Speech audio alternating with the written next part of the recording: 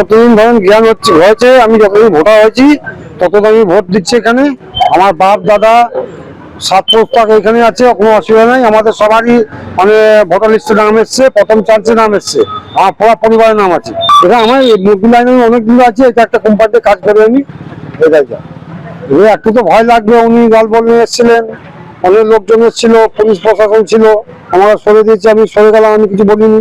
উনি যা বলেছে তাতে আমি দোকান সরিয়ে নিয়ে রাস্তাতে নামিয়ে দিয়েছে। আমি এখানে এখন আপাতত এখানে আছি। যদি আপনার ভয় করছে তো এইভাবে, আপনি ভারতের নাগরিক কিন্তু আপনাকে রোহিঙ্গা বাংলাদেশি বলছে। হ্যাঁ, উনি ওটাই বললো যে তুমি বাইরে থেকে এসছো, রোহিঙ্গা বাংলাদেশি। হ্যাঁ, পুলিশকে ডাক, এটা ধরিয়ে দে, এটা তুলে দে। ওনাকে হটিয়ে দেওয়া, আমি রিকোয়েস্ট করে প্রশাসনিক ওকে সরিয়ে, তবুও দেখছি সে জোর করে। সে আমার এখানে কোনো বাসিন্দা নয়, এই বাংলার কোনো বাসিন্দা নয়। সে একটা পরিষ্কার সবাই সামনে দেখা আছে, সে একটা রোহিঙ্গা জিহাদি।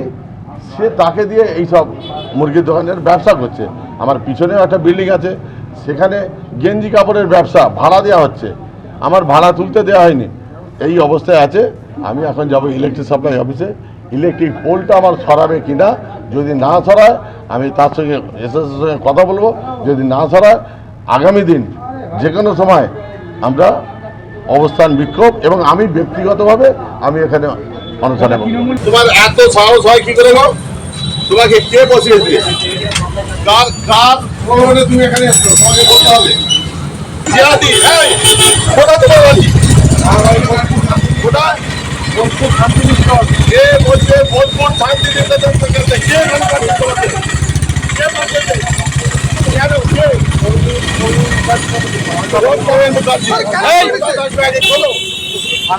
তুমি একটা জিহাদি, তুমি বাংলাদেশের রোহিঙ্গা, তুমি একটা হিন্দু, সনাতনী হিন্দু, তুমি এইখানে দখল করে এসে মুরগি কাটার ঘর করেছো।